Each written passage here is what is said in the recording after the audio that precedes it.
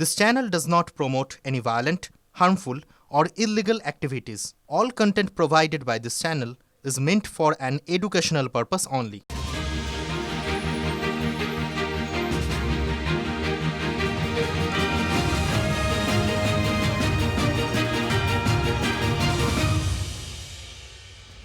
সিঙ্গুরের শিল্প নিয়ে আজ একটি শব্দও খরচ করলেন না প্রধানমন্ত্রী, বরং তার মনে হয়েছে রাজ্যের আইন শৃঙ্খলা, অনুপ্রবেশ, দুর্নীতি নিয়ে বলা দরকার।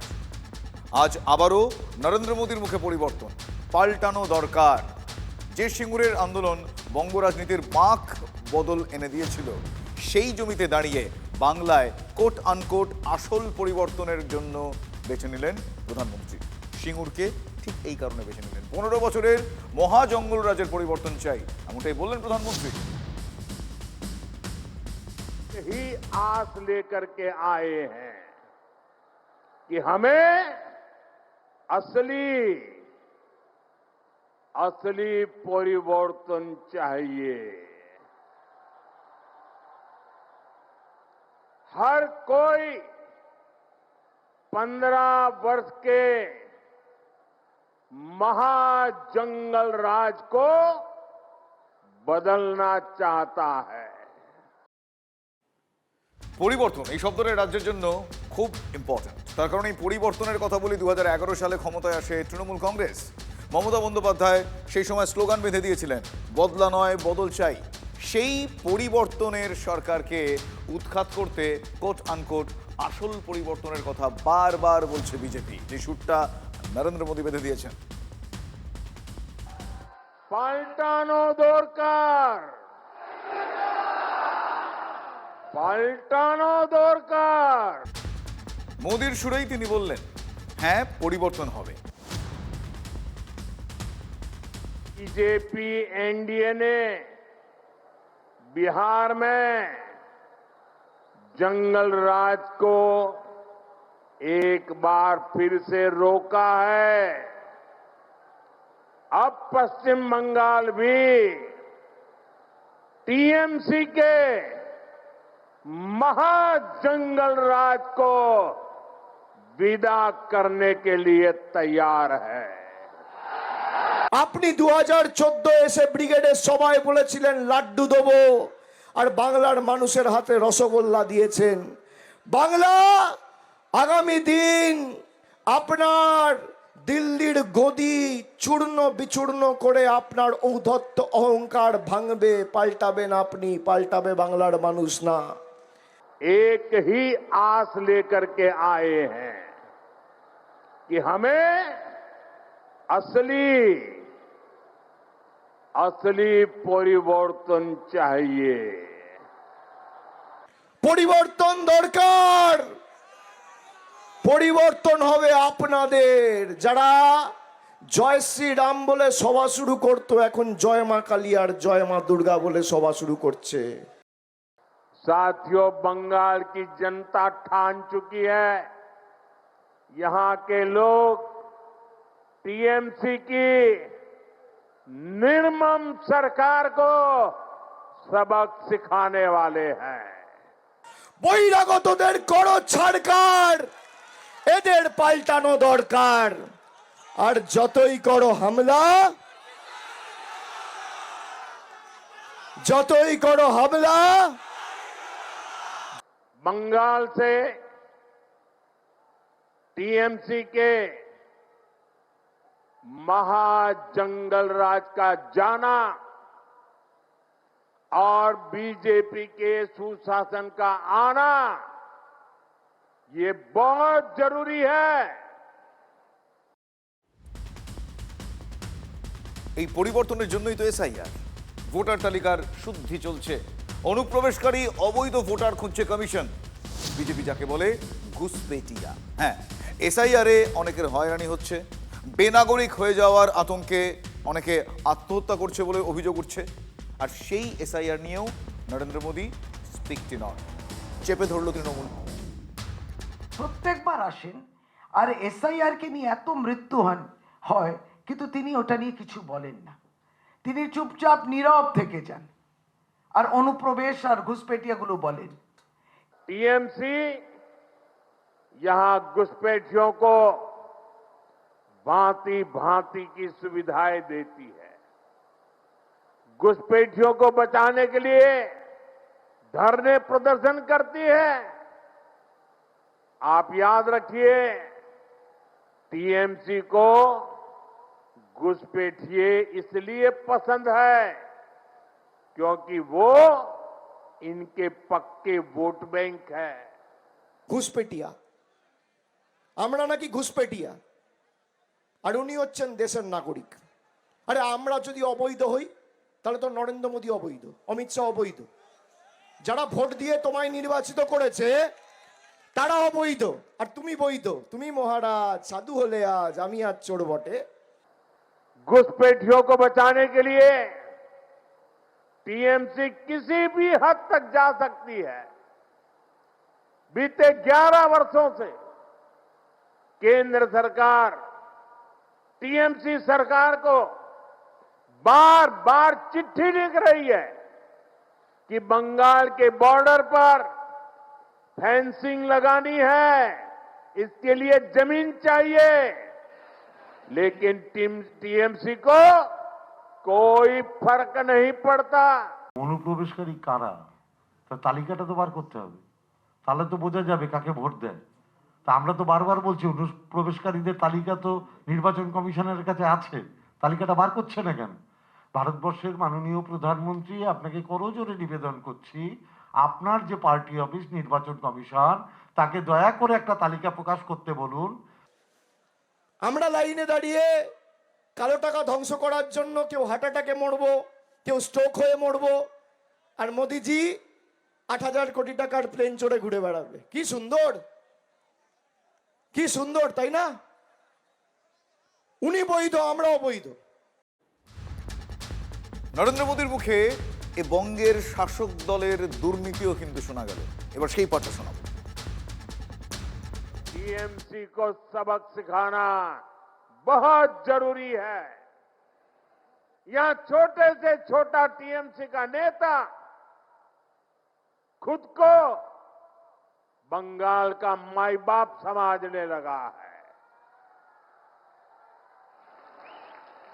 हुगली को तो इन्होंने शिक्षक भर्ती घोटाले के लिए बदनाम किया है। बीजेपी युवाओं को लूटने वालों को जरूर सजा दिलाएगी। বিজেপির আমলে ব্যাপক কেলেঙ্কারি হয়েছে। বিজেপির আমলে রেল, ব্যাংক, বিমা, কয়লা খনি, ইস্পাত শিল্প সব বেচুবাবুর মতো বেসরকারি হাতে বেচে দেওয়া হয়েছে। বিজেপির আমল মানুষ দেখে নিয়েছেন। साथियों, आपको एक और बात याद रखनी है, बंगाल में उद्योग तभी लगेंगे, निवेश तभी आएगा जब यहां कानून व्यवस्था बेहतर होगी।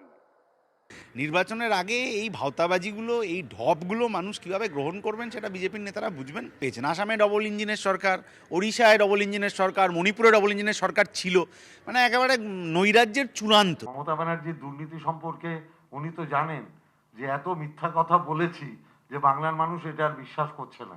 সারা ভারতবর্ষের তথা সারা বিশ্বের প্রত্যেকটা মানুষ জানে যে ওই সাদা শাড়িতে কালির দাগ দেওয়া যাবে না, শত চেষ্টা করে। लेकिन बंगाल में दंगाइयों को लूटने वालों को, माफियाओं को खुली छूट मिली हुई है। ইউসুফ পাঠান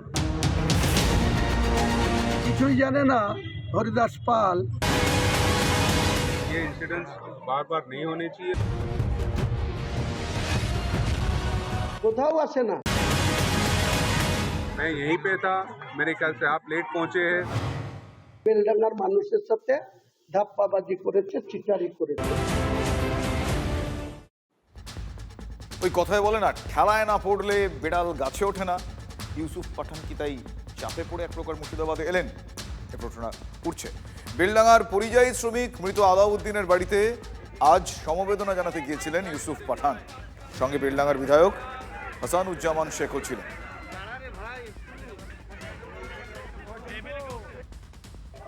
मैंने यही कहा कि ये बहुत पेनफुल होता है जब भी ऐसा इंसिडेंट होता है, और ऐसे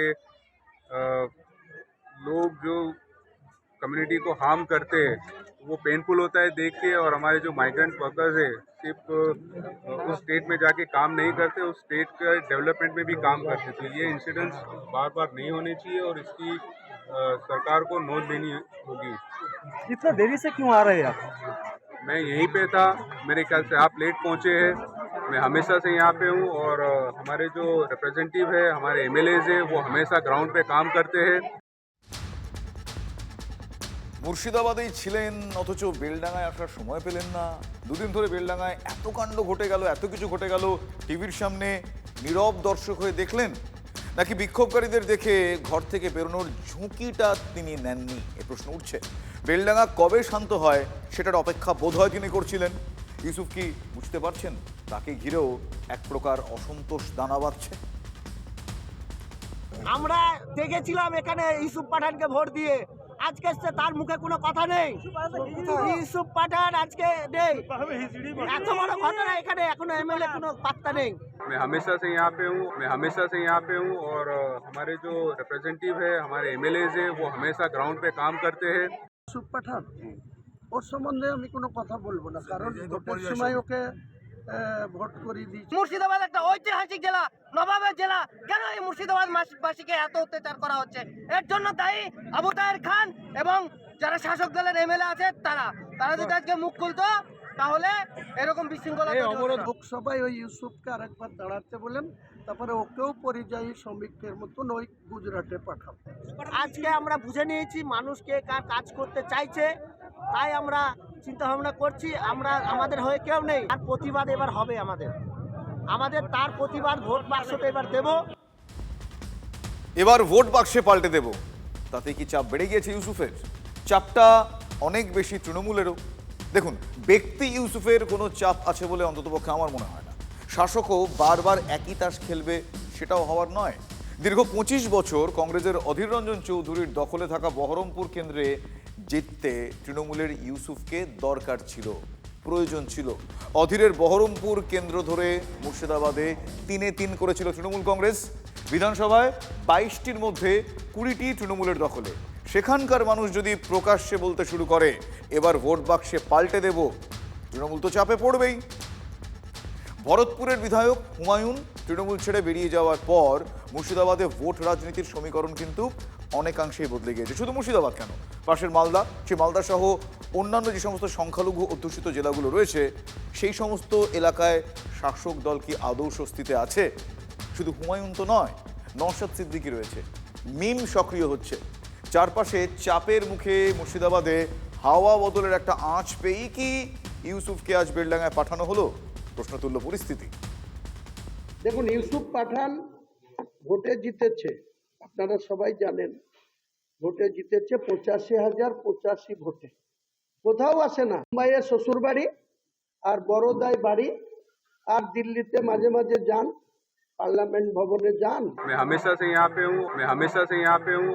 তোমার দ্বারা রাজনীতি হবে না, মানুষ ভুল করেছে। রেলমন্ত্রীর সাথে কবে একবার সাক্ষাৎ করেছে, বেলডাঙ্গার মানুষের সাথে ধাপ্পাবাজি করেছে, চিটারি করেছে। বলেছে 110 কোটি টাকা নাকি রেলের প্রকল্প ওই পাঁচড়াহা মোড়ে স্যাংশন হয়েছে। আগে বলেন, ওই প্রশ্নের উত্তর দেবে।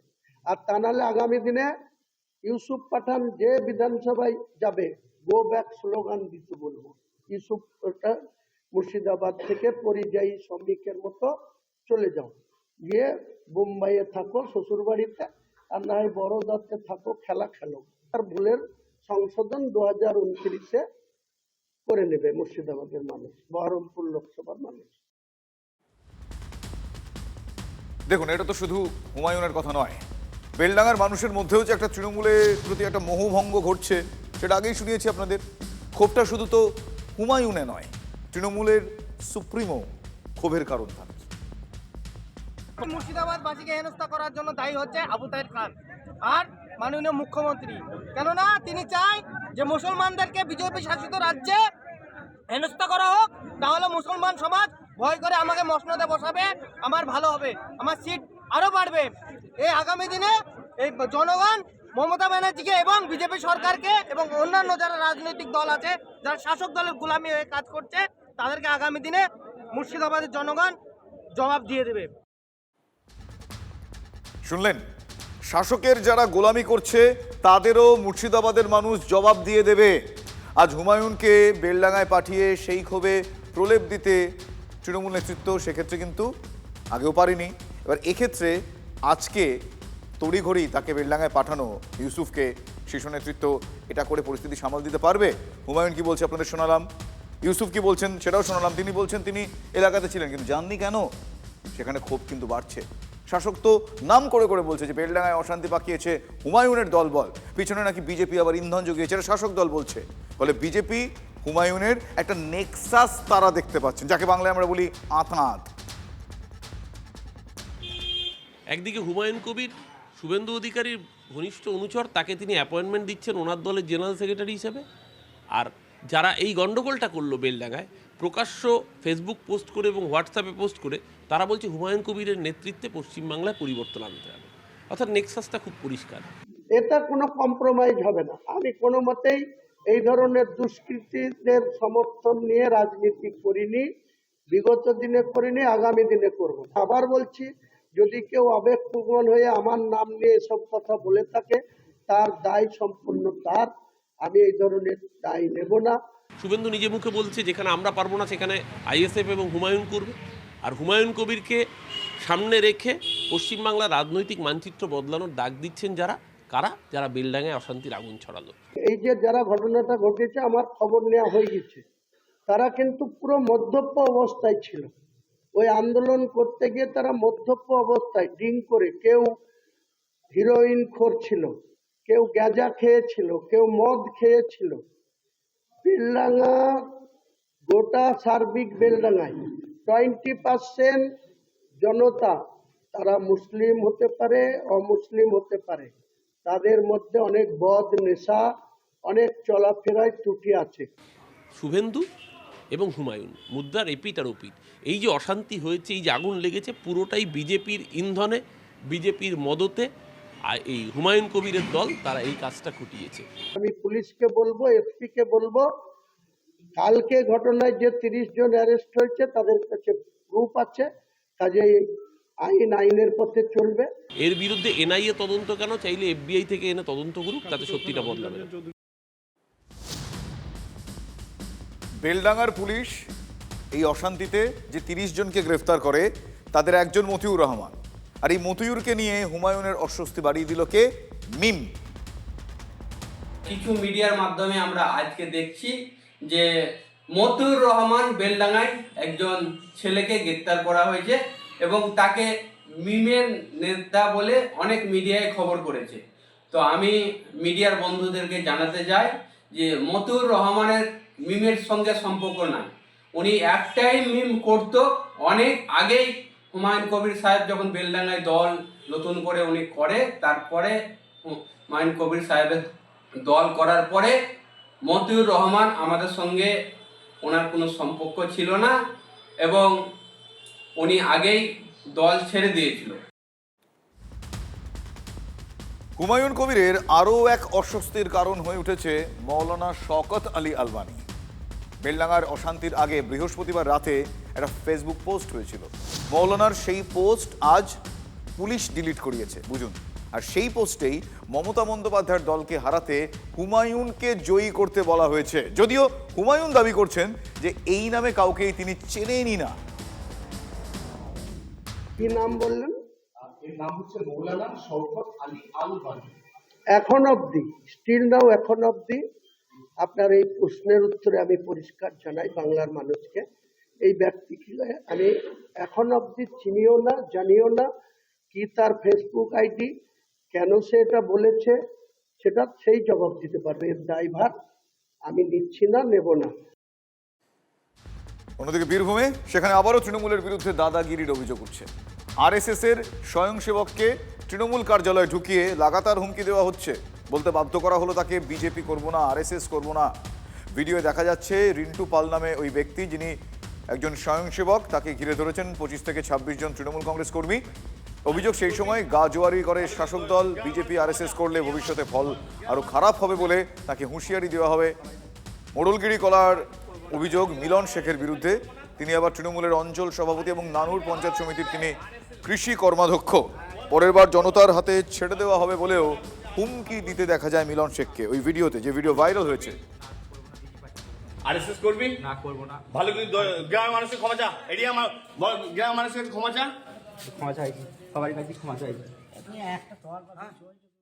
তৃণমূল পার্টি অফিসে তৃণমূলের কর্মী কার্যকর্তারা যে অমানবিক ঘটনাটা ঘটালো, এটা সভ্য সমাজের একটি লজ্জা। পিন্টু পালকে কোথায় যাচ্ছিল, 10-12টি মোটরসাইকেল এসে জোর করে তাকে অফিসে নিয়ে যেতে বাধ্য করায়। অফিসে নিয়ে গিয়ে তাকে নানা রকম থ্রেটনিং দেওয়া হয়, তাকে বলানো হয় যে জীবনে আর কোনো দিন আরএসএস করবো না, জীবনে কোনো দিন বিজেপি করবো না, এটা বলতে হবে এবং সবার কাছে হাত জোর করে ক্ষমা চাইতে হবে, কান ধরতে হবে। যে জীবনের মায়া করে জীবন রক্ষার তাগিদে সে যেভাবে যা বলালো সে তাই বলতে বাধ্য হলো। এইভাবে থ্রেট দিয়ে, চমকিয়ে, ধমকিয়ে, মার দিয়ে কোনো রাজনীতি করে লাভ হবে না। অন্যদিকে এসআইআর নিয়ে শাসক নেতাদের হুমকি হুঁশিয়ারি কিন্তু চলছে। এসআইআরে একটা ভোটারের নাম বাদ গেলে, কোনো সংখ্যালঘু বা তফসিলের নাম বাদ গেলে কমিশনকে ধরবো না। বিজেপি নেতা কর্মীদের পিটিয়ে ছাল চামড়া তুলে দেবো। বর্ধমানে তৃণমূলের ব্লক সম্মেলন থেকে এভাবেই হুঁশিয়ারি দিলেন দলের জেলার সাধারণ সম্পাদক দেবু টুটু। একটা ভোটারের যদি নাম বাদ যায়, একটা মুসলমান সম্প্রদায়ের মানুষের যদি নাম বাদ যায়, একটা তপশালী বাউরি রাজনীতির যদি নাম বাদ যায়, একটা আদিবাসী সন্তানের যদি নাম বাদ যায়, নির্বাচন কমিশনকে ধরতে যাব না। বিজেপির নেতাদের পিটিয়ে ছাল চামড়া তুলে দেবো।